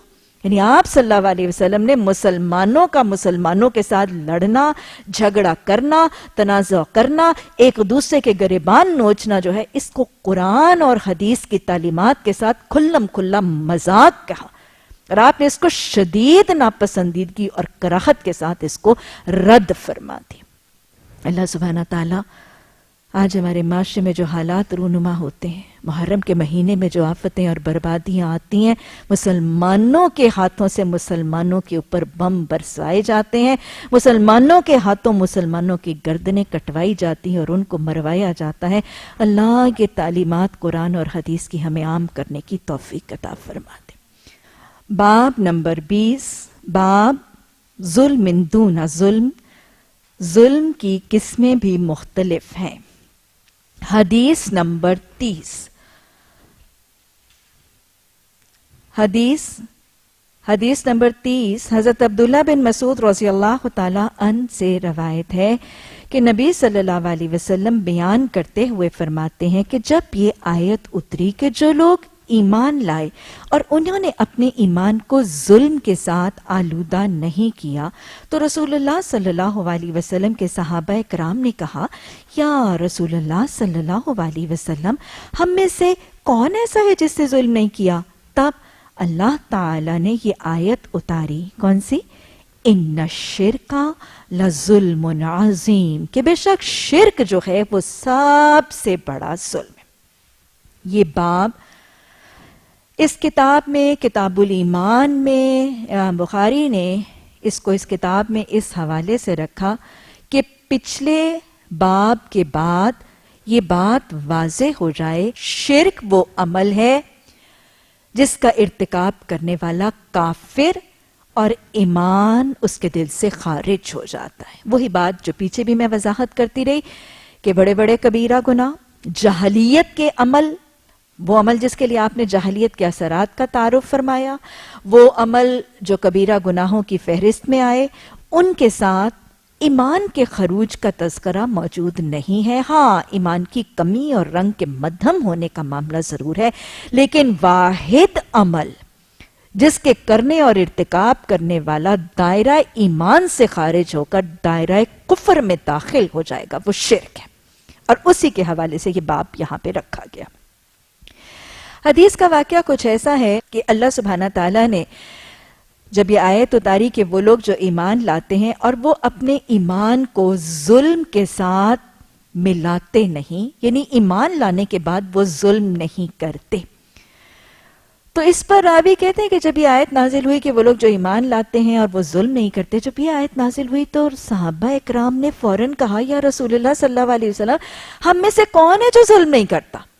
کہ ہم نے کلمہ پڑھا ہے، ہم دائرہ اسلام میں داخل ہوئے ہیں، ہم ایمان کے اضافے کی کوششیں کرتے ہیں، متمنی اور حریص ہیں اپنے ایمان کے، حفاظت کرتے ہیں اپنے ایمان کی، لیکن اگر ایمان کا یہ پیمانہ ہے اور ایمان کے قیام کے معاملہ یہ ہے کہ اگر ظلم کیا تو ایمان خارج ہو جائے گا، تو ہم تو سبھی ظلم کرتے ہیں۔ صحابہ اکرام کا کیا رویہ نظر آ رہا ہے؟ قرآن کی آیات جب نازل ہوتی تھیں تو محض صرف تلاوت تک اپنے آپ کو محدود نہیں رکھتے تھے، قرآن کی آیات میں تفکر، تدبر، سوچ اور سمجھ کا طریقہ اختیار کرتے تھے، ان کے معنی، ان کے پیغام کو سمجھنے کی کوشش کرتے تھے۔ قرآن کی آیات پر جو اللہ قرآن میں کہتے ہیں نا، قرآن کی آیات سننے کے بعد اندھے بہرے ہو کر نہیں ان پر گرتے تھے، قرآن کی آیات سنتے تھے تو اس کے پیغام اور اس کے اصول کی نظر میں اپنا محاسبہ کرتے تھے۔ قرآن کے پیغام پر اندھے بہرے ہو کر نہیں، قرآن کے پیغام پہ اپنا محاسبہ کرتے تھے کہ قرآن یہ کہہ رہا ہے کہ ایمان لانے کے بعد ظلم نہیں کیا تو ہم تو سب۔ یہ ہے رویہ جو مجھے اور آپ کو بحیثیت قرآن اور حدیث کے طالب علم کے اپنانا ہے۔ جب قرآن اور حدیث میں کوئی پیغام ملے، فوراً اپنا محاسبہ، فوراً اپنا کڑا اور بے لاگ محاسبہ، یہ کیا صحابہ اکرام نے۔ تو پھر اللہ سبحانہ تعالیٰ نے ظلم کا لفظ جس معنی میں استعمال ہوا تھا اس کی وضاحت کے لیے اللہ سبحانہ تعالیٰ نے آیت نازل کر دی، ان الشرک لظلم عظیم۔ گویا یہاں پر اللہ سبحانہ تعالیٰ نے شرک کو سب سے بڑا گناہ قرار دیا ہے۔ گویا ظلم کا مطلب لغوی مطلب نہیں ہے۔ قرآن میں بہت سے مقامات پر جب ظلم کا لفظ آتا ہے تو وہ اپنے صحیح لغوی مطلب کی شکل میں استعمال نہیں ہوتا، اور یہ یاد رکھیے گا یہ صرف ظلم کے معانی کے حوالے سے نہیں ہے، قرآن کے کچھ اور الفاظ بھی ایسے ہیں جو اپنے لغوی معنی کے طور پر قرآن میں ظاہر اور استعمال نہیں کیے جاتے۔ وہ الفاظ جو لغوی معنی کے علاوہ کوئی اور معنی کے طور پر قرآن میں استعمال ہوتے ہیں، ان کے اس معنی کو سمجھنے کے لیے پھر کس کی ضرورت ہوگی؟ حدیث کی۔ حدیث کی تشریح، حدیث کی توضیح، وضاحت اور ایکسپلینیشن اور ڈسکرپشن کے بغیر قرآن کے معانی، قرآن کے مفہوم، پیغام اور مضامین اور احکامات سمجھنے ناممکن ہے۔ اور اگر کسی کو کچھ سمجھ آ بھی گئی تو ہو سکتا ہے، بلکہ عین یقینی ہے کہ شاید وہ فہم درست نہیں ہوگا۔ قرآن اور حدیث کی تشریح اور توضیح حدیث اور سنت ہی سے ممکن ہے۔ قرآن کافی نہیں ہے. قرآن کافی تحریک کی نفی ایک نہیں بارہا ایسے مقامات پر ہوتی ہے. رسول اللہ صلی اللہ علیہ وسلم کا وہ 4 نکاتی طریقہ تلاوت، اس تلاوت کی تعلیم، حکمت، حدیث اور سنت کی اور تزکیہ، یہی وہ حدیث اور سنت کی تربیت ہے جس کے بغیر قرآن اور حدیث کی تعلیم مکمل ہی نہیں ہو سکتی. اللہ ہمیں یہ تعلیم پورے کا پورا مکمل تربیت اور مکمل تعلیم کا طریقہ اپنانے اور لوگوں تک پہنچانے کی توفیق عطا فرمائے. تو گویا ظلم سے مراد اس کا لغوی مطلب نہیں ہے. ظلم تو کہتے ہیں نا کسی پر زیادتی کرنا، کسی کے اوپر حق تلفی کرنا، لیکن یہاں پر ظلم سے مراد گناہ ہے. ظلم سے مراد گناہ ہے. اور اس کی تصدیق حضرت آدم علیہ السلام کی وہ قرآنی دعا بھی کرتی ہے، ربنا ظلمنا انفسنا وَإِن لَّمْ تَغْفِرْ لَنَا وَتَرْحَمْنَا لَنَكُونَنَّ مِنَ الْخَاسِرِينَ. ایک گناہ گار ظلم کرتا ہے کس پر؟ بنیادی طور پر انفسنا، اپنی جان پر ایک ظالم گناہ کرتا ہے. کیسے؟ ظاہر ہے ایک شخص جب گناہ کا ارتکاب کرتا ہے تو سب سے بڑا ظلم تو وہ اپنی جان پر یہ کر رہا ہوتا ہے کہ وہ اپنے گناہوں کے بوجھ میں اضافہ کر رہا ہوتا ہے. وہ بوجھ جس کے لیے اللہ نے قرآن میں واضح طور پر ایک نہیں اکبار کی نہیں بارہا کہہ دیا، لا تزر وازرۃ وزر اخری، یہ ظلم ہے اپنی جان پر. گناہ کا ارتکاب، گناہ کرنے والا اپنے اس بوجھ کو، جس بوجھ کو قیامت کے دن کوئی اٹھانے والا شیئر نہیں کرے گا، اس بوجھ کا اضافہ کر کے انسان گناہ گار اپنے نفس پر اور اپنی جان پر ظلم کر رہا ہوتا ہے. اور دوسرا ظلم، گناہ گار گناہ کا عمل کر کے، فسق اور فجور کا عمل کر کے وہ گناہ کی پریسیڈنس، گناہ کے نمونے، گناہ کی مثالیں، گناہ کے اثرات قائم کرتا ہے اور اس گناہ کو اپنے لیے بھی صدقہ گناہ جاریہ بناتا ہے، لیکن معاشرے میں اس کی داغ بیل ڈال کر بہت سے لوگوں اس گناہ کے اندر مائل کر کے ان کی جانوں پر بھی ظلم کرتا ہے. تو گویا یہ ظلم کے الفاظ بنیادی طور پر گناہ کے لیے. صحابہ اکرام کا پھر رویہ کیا ہے؟ قرآن کی آیات آتی تھی، اس پر سوچتے تھے، فہم، تفکر، پیغام، اصول، اور پھر ان پیغاموں اور رسولوں کی روشنی میں اپنا محاسبہ، اور محاسبہ کرنے کے بعد اپنی کمیوں اور کوتاہیوں کا اعتراف کرتے تھے. صحابہ اکرام کا رویہ دیکھا ہے نا. جب اللہ نے قرآن میں آیت نازل کی کہ وہ لوگ جو ایمان کے بعد ظلم کرتے ہیں، فوراً صحابہ نے اپنا محاسبہ کیا، اور پھر محاسبہ کرنے کے بعد اعتراف خطا ہے. یہ نہیں ہے کہ ہم ظلم نہیں کرتے، یہ نہیں ہے کہ ہم گناہ نہیں کرتے، اعتراف خطا. خیر الخاطئین التوابون، بہترین خطا کار کون ہے؟ جو خطا کے بعد اعتراف کر کے توبہ کر کے رب کی طرف پلٹتا ہے. یہی وہ عمل ہے جس رویے نے صحابہ اکرام کو انعمت علیہم بنایا تھا. یہی وہ عمل ہے، لم یصروا علیہا، اپنی کمیوں، اپنی کوتاہیوں، اپنی خطاؤں، اپنے فسق، اپنے فجور، اپنی غلط رویوں پر پردہ بھی نہیں ڈالتے تھے. محاسبہ کرتے وقت اس کو بے لاگ کرتے تھے اور اعتراف کر کے ندامت سے رب کی طرف پلٹتے تھے. اللہم اجعلنی من التوابین واجعلنی من المتطہرین. ربنا ظلمنا انفسنا وَإِن لَّمْ تَغْفِرْ لَنَا وَتَرْحَمْنَا لَنَكُونَنَّ مِنَ الْخَاسِرِينَ. باب نمبر 21، علامت المنافق، منافق کی علامتیں. اس باب کو اس کتاب میں رکھنے کی اب وجہ وہی ہے جو پہلے بتائی جا رہی.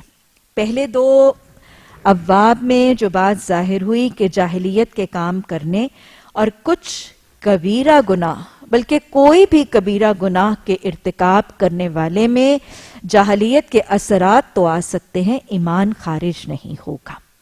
شرک کا ارتکاب کرنے والا ایمان سے محروم ہو کر کفر کے دائرے میں داخل ہوگا.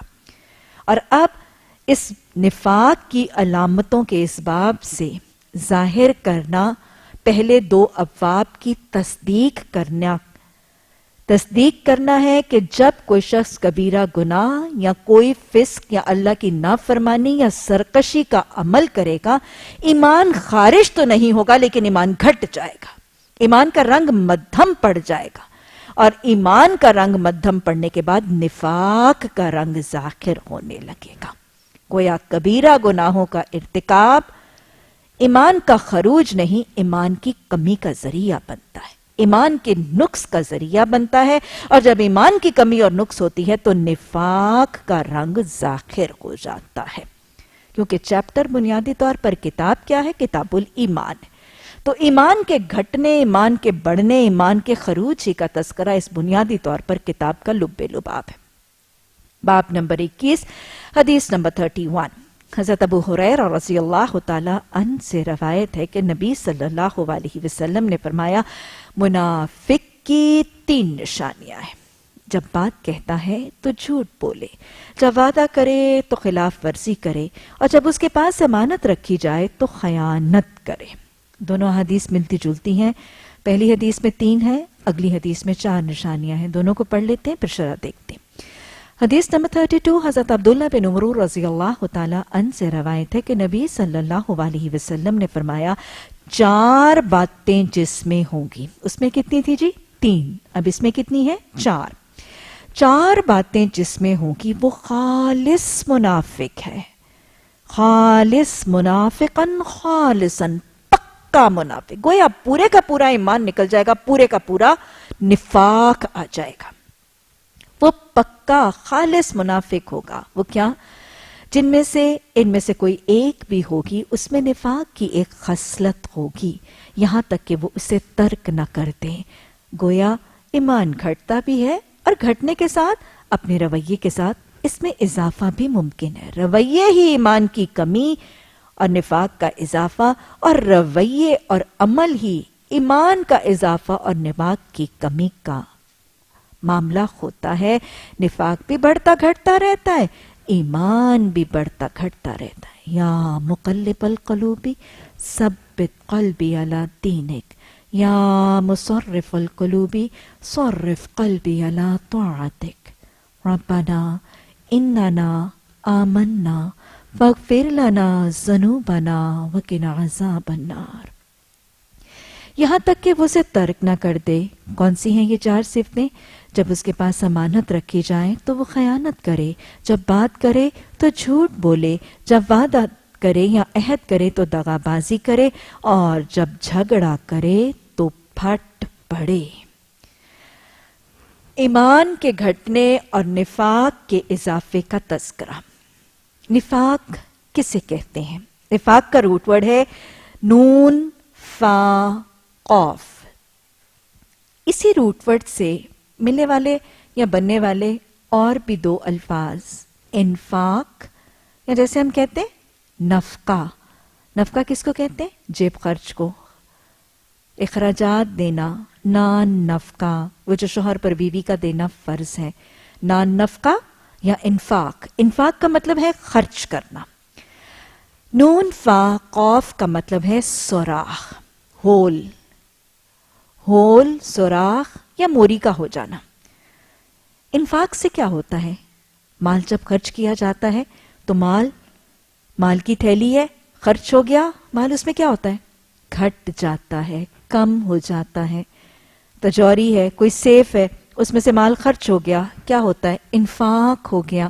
چاہے فی سبیل اللہ ہے، چاہے فی دنیا ہے، لیکن انفاق اور خرچ کر دینے کے بعد مال کے اوپر کیا اثر ہوتا ہے؟ مال کم ہو جاتا ہے۔ ایسا ہی ہوتا ہے نا، جیب میں ہے، خرچ کر دیا، کم ہو گیا۔ تھیلی میں اشرفیاں خرچ کر دی، کم ہو گئیں۔ تجوری میں یا باکس میں پڑی ہیں، خرچ کر دی، کم ہو گئیں۔ انفاق کا اثر پتہ چلا؟ اگر کسی کی جیب کے اندر سوراخ ہو جائے یا کسی کے والٹ کے اندر سوراخ ہو جائے تو کیا ہوتا ہے؟ اشرفیاں، کوئنز، پیسے نیچے گر جائیں گے اور مال کم ہو جائے گا۔ سمجھ میں آیا؟ نفقہ کا انفاق اور خرچ کے ساتھ تعلق کیسا ہے؟ منافق کسے کہتے ہیں؟ منافق کہتے ہیں عربی زبان میں اس چوہے کو۔ منافق ویسے بھی چوہے کی طرح بزدل اور ڈرپوک ہوتا ہے نا؟ اور چوہا بھی تو ڈرپوک ہوتا ہے۔ یہ منافق چوہا کیا کرتا ہے؟ منافق عربی زبان میں اس چوہے کو کہتے ہیں جو اپنے بل کے 2 سوراخ رکھتا ہے. سب نفقہ کے ساتھ، سوراخ کے ساتھ ریلیٹڈ ہے. اپنے بل میں 2 سوراخ رکھتا ہے. اور کیوں رکھتا ہے؟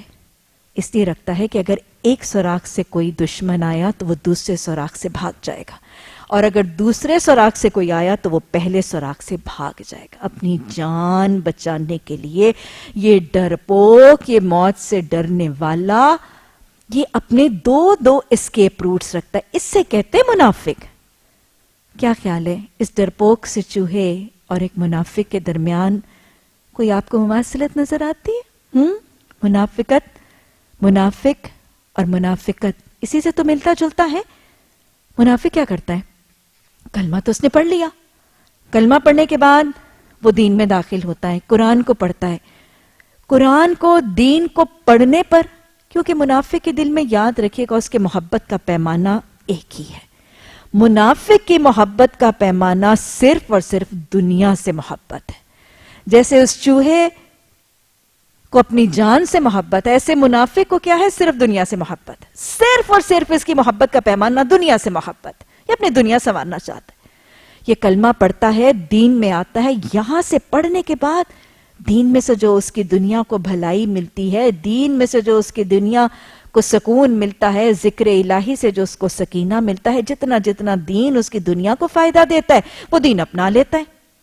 جہاں دین کے، قرآن کے، حدیث کے احکامات اپنانے سے اس کی دنیا پر زد پڑتی ہے، اس کے کاروبار پر، اس کے دھندے پر، اس کی شہرت پر، اس کی ریپوٹیشن پر، کہیں کسی چیز پر اس کی زد پڑتی ہے، وہ دین کو چھوڑ دیتا ہے.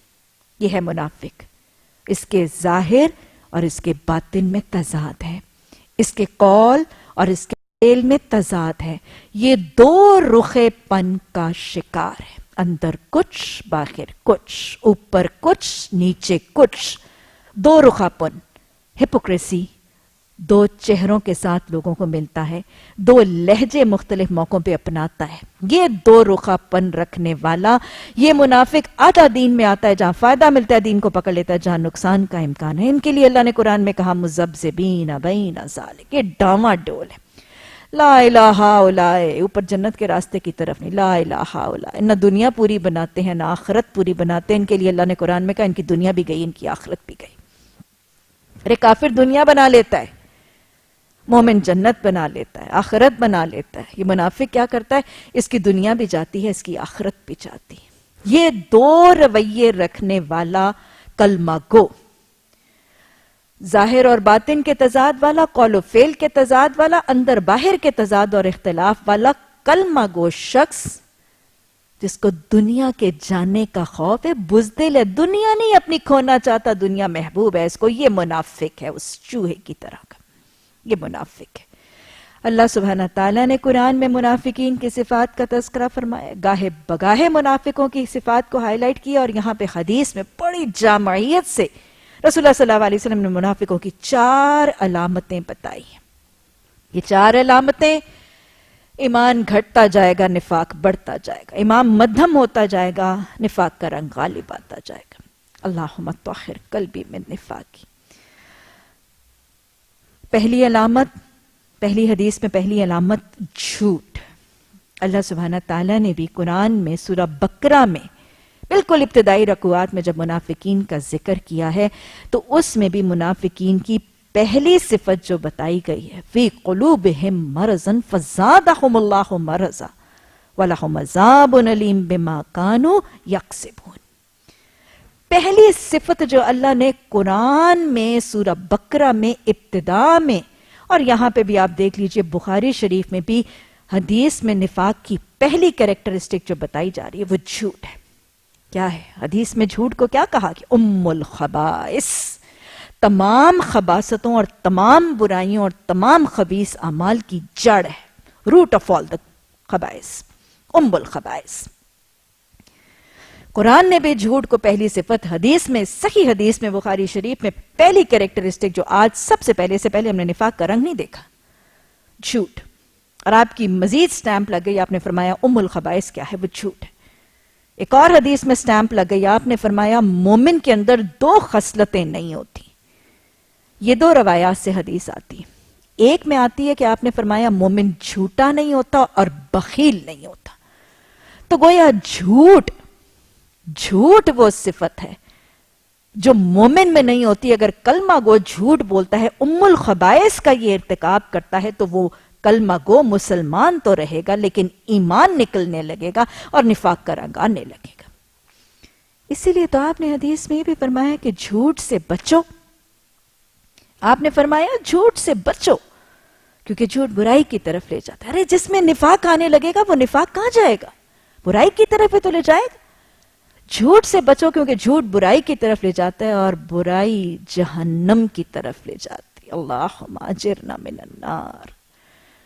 اور برائی جہنم کی طرف لے جاتی. آدمی جھوٹ بولتا رہتا ہے یہاں تک کہ اس کا نام ہی جھوٹوں کی صف میں شامل ہو جاتا ہے. اللہم لا تجعلنا منہ. اللہ ہمیں ان میں سے نہ بنا دے. یاد رکھیے گا اللہ سبحانہ تعالیٰ نے قرآن میں وَاجْتَنِبُوا قَوْلَ زور.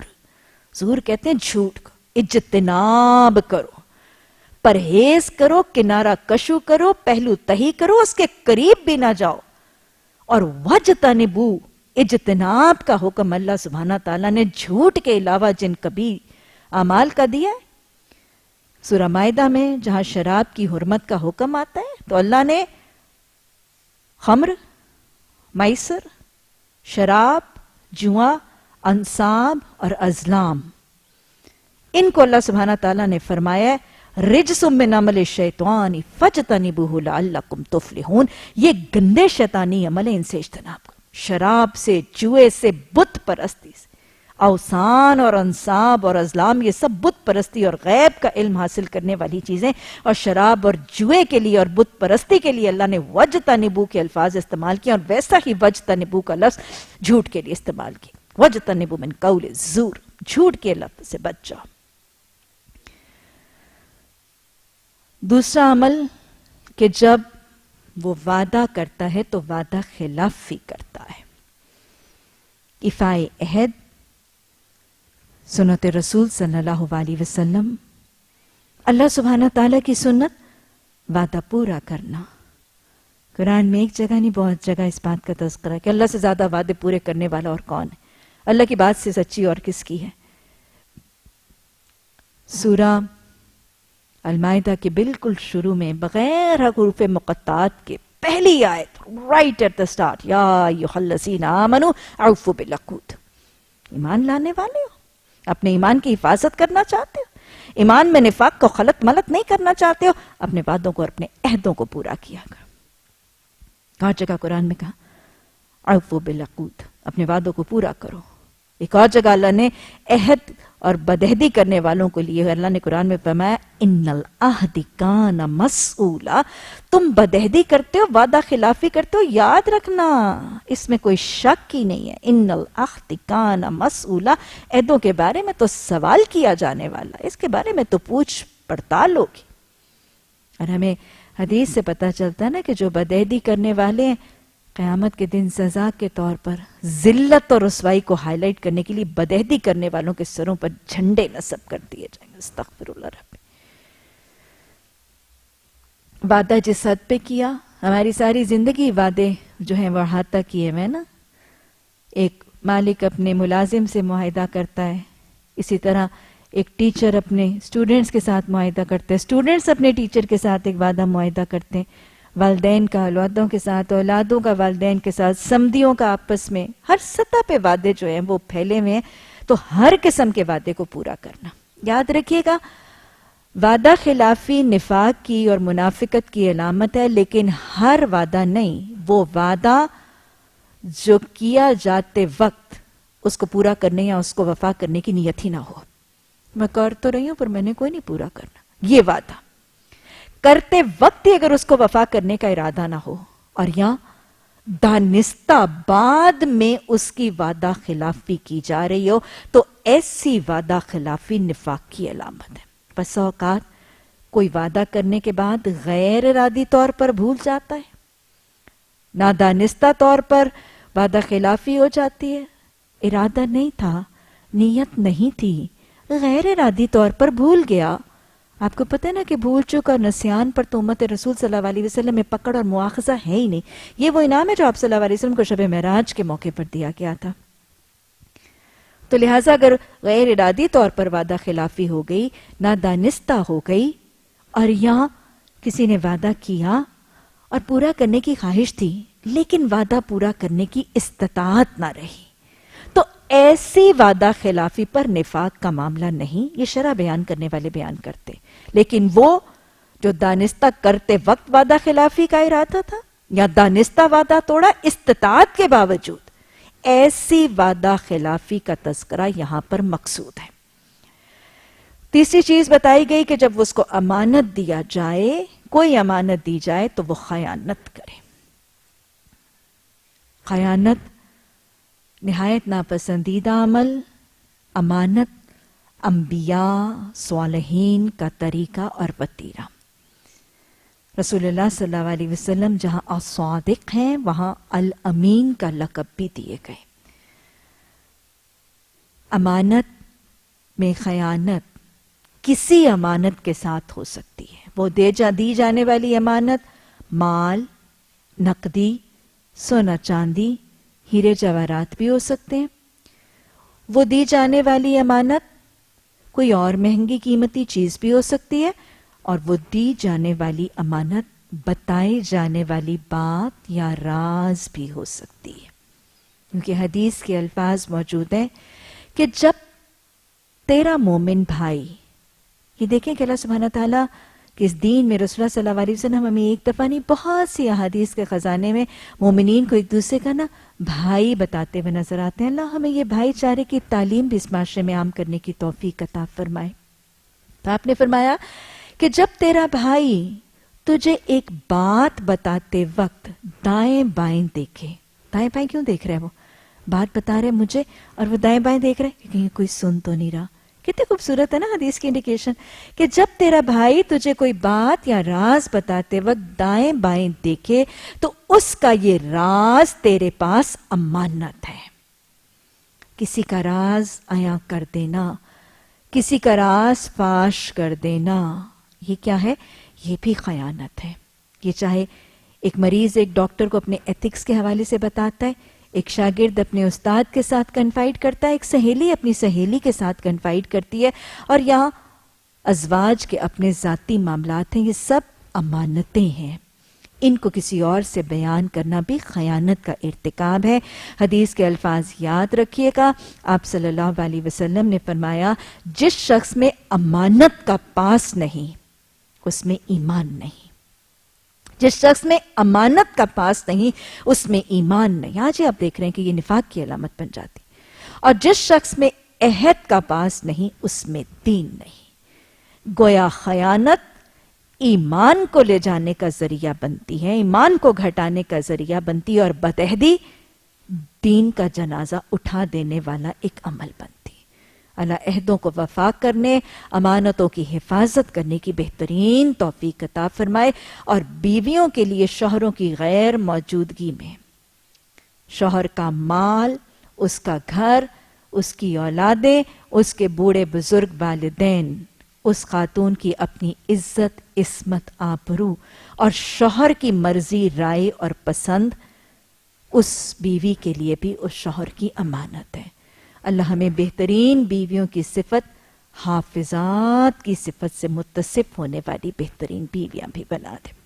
تو اللہ کے رسول صلی اللہ علیہ وسلم نے یہ 3 علامتیں پہلی حدیث میں اور پھر دوسری حدیث میں جو علامت بتائی وہ کیا ہے کہ جب وہ بات کرتا ہے، وہی بات جو ایک صحابی نے کہا تھا کہ یا رسول اللہ صلی اللہ علیہ وسلم کیا آپ ہماری باتوں پہ بھی پکڑ ہے؟ کیا ہماری باتوں پہ بھی مواخذہ ہے؟ تو آپ نے فرمایا تھا اے معاذ تیری ماں تجھے گم پائے، کیا تو جانتا نہیں ہے کہ جہنم میں اوندے منہ گرائی جانے والیاں زبان کی تباہ کاریاں ہی تو ہیں؟ یہی تو ہے وہ باتوں پہ بھی پکڑ ہے. باتیں ایمان کو گھٹانے، بات کرنے کا طریقہ اور بول چال کے انداز اور موضوعات اور طریقے، ہمارا لب و لہجہ جو ہے وہ ایمان کو گھٹانے اور نفاق کو داخل کرنے کا ذریعہ ہے. آپ نے فرمایا جب وہ بات کرتا ہے، جب وہ جھگڑا کرتا ہے تو فجارا، وہ پھٹ پڑتا ہے. وہ گالی بکتا تو اس کا مناسب ترجمہ ہی نہیں ہے، وہ پھٹ پڑتا ہے. کبھی آتش فشاں کو پھٹتے دیکھا ہے؟ والکینو کو ایرپٹ ہوتے ہوئے کبھی دیکھا ہے؟ آتش فشاں پھٹتا ہے تو کیا ہوتا ہے؟ ایسے وہ لاوا نکلتا ہے. اب وہ لاوا کیا ہوتا ہے؟ وہ تو آگ ہوتی ہے. جہاں جہاں یہ لاوا جاتا ہے گلیوں کو جلاتا ہے, گھروں کو جلاتا ہے, سب کو جلا کے راکھ کر دیتا ہے, اور اس لاوے کو کچھ پتہ نہیں ہوتا وہ کہاں جا رہا ہے. کسی کا کتنا قیمتی سا گھرانہ ہوتا ہے, کسی کا کتنا محنت اور مشقت سے جوڑی ہوئی پونجی ہوتی ہے. کیا لاوے نے کبھی دیکھا ہے کہ کتنے اس کی زد میں آ رہے ہیں, اور جو اس کی زد میں آ رہے ہیں اس کے بعد ان کا حال کیا ہو رہا ہے, اور اس کے بعد کتنے سسکیں گے اور کتنے بلکیں گے اور کتنے بچیں گے بھی نہیں اور کتنے معذور ہو جائیں گے؟ کیا کبھی لاوے نے سوچا؟ بس جب وہ پھٹتا ہے تو وہ پھٹتا چلا جاتا ہے. اور یہ بھی یاد رکھیے گا, لاوا پھٹتا ہے نا تو ہمیشہ نشیب میں جاتا ہے. ہاں ایک دم جب لاوے کے پھٹنے سے اثرات ہوتے ہیں تو تھوڑا سا اونچا جاتا ہے, لیکن بہنے والا لاوا ہمیشہ نیچے ہی جایا کرتا ہے. غصہ بھی کس پہ نکلتا ہے؟ ایک دم سے جب غصہ نکلتا ہے نا تو ہاں کچھ اپنے سے اوپر والوں پہ بھی نکلتا ہے, اپنے سے طاقتوروں پہ, لیکن عموماً کہاں غصہ نکلتا ہے؟ جہاں طاقت زیادہ ہوتی ہے, جہاں زور چلتا ہے. یاد رکھیے گا یہ نفاق کی علامت ہے. ایک کلمہ گو جب اپنے غصے میں, اپنے جھگڑے میں, اپنے emotional state of frame of mind کے اندر اپنی زبان پر اس کو قابو ہی نہیں, بس وہ پھٹ پڑتا ہے. اس کو نہیں پتا کہ وہ کیا بول رہا ہے. وہ جس سے بول رہا ہے وہ بڑا ہے, وہ چھوٹا ہے, وہ اس کا بزرگ ہے, وہ اس کا محترم ہے, وہ اس کا محسن ہے, وہ اس کی مہربان ہے. اس کو کچھ یاد نہیں رہتا. اس کو نہیں یاد رہتا کہ وہ ماں سے بول رہی ہے, وہ ساس سے بات کر رہی ہے. اس کو نہیں یاد رہتا کہ وہ شوہر سے بات کر رہی ہے یا بیٹے کا معاملہ کر رہی ہے. اس کو کچھ یاد نہیں رہتا. اس کو اونچ نیچ کوئی کسی چیز کا احساس نہیں رہتا. اور صرف یہ نہیں کہ وہ کس سے مخاطب ہے, اس کو یہ بھی یاد نہیں رہتا کہ میں بول کیا رہی ہوں, میں کیا رہی ہوں, میرے منہ سے نکل کیا رہا ہے, کیسی احسان فراموشیاں ہو رہی ہیں, کیسی ناشکریاں ہو رہی ہیں, کیسے تانے تشنے ہو رہے ہیں, کیسے شکوے شکایتیں ہو رہی ہیں, کیسی گالی گلوچ ہو رہی ہے. اس کو سب کچھ ہی بھول جاتا ہے. نہ موضوعات یاد رہتے ہیں, نہ مخاطب یاد رہتا ہے, نہ بات کے اثرات یاد رہ جاتے ہیں. کچھ بھی قرآن کے حرام, قرآن کی نواہی یاد نہیں رہتی, بس وہ پھٹ ہی پڑتا ہے. اللہ سبحانہ تعالی حفاظت لسان کی توفیق عطا فرمائے. اللہ اپنے زبان کو ضبط میں رکھ کے اپنے اخلاق سنوارنے کی توفیق عطا فرمائے. آپ صلی اللہ علیہ وسلم سے وہ جو پوچھا گیا تھا نا کہ مجھے بتائیں کہ مجھے سب سے زیادہ حفاظت کس چیز کی کرنی ہے, تو آپ نے فرمایا تھا اپنی زبان کی. کیونکہ یاد رکھیے گا زبان کی یہ تباہ کاریاں ایمان کا رنگ مدھم اور نفاق کا رنگ گہرا کر دیتی. اللہ سبحانہ تعالیٰ گوشت کے اس ٹکڑے کی بھی حفاظت کی توفیق عطا فرمانا. اللہ سبحانہ تعالیٰ یہ وہ زبان جس کے لیے آپ صلی اللہ علیہ وسلم نے فرمایا کہ جب ابن آدم صبح کرتا ہے تو سارے جسم کے اعضاء اس زبان کے آگے عاجزی کرتے ہیں کہ تو ہمارے معاملے میں اللہ سے ڈرتی رہنا. اگر تو سیدھی رہے گی تو ہم بھی سیدھے رہیں گے, اور اگر تو خراب ہو گئی تو ہم بھی خراب. یہ ہے فجر, پھٹی پڑتی ہے. اللہم طہر قلبی من نفاقی وعملی من الریاء ولسانی من القذب وعینی من الخیانت. ربنا لا تزغ قلوبنا بعد اذ ہدیتنا وہب لنا من لدنک الرحمہ انک انت الوہاب. سبحانک اللہم وبحمدک نشہد ان لا الہ الا انت نستغفرک ونتوب الیک. سبحان ربک رب العزت عما یصفون وسلام علی المرسلین والحمد للہ رب العالمین. آمین ثم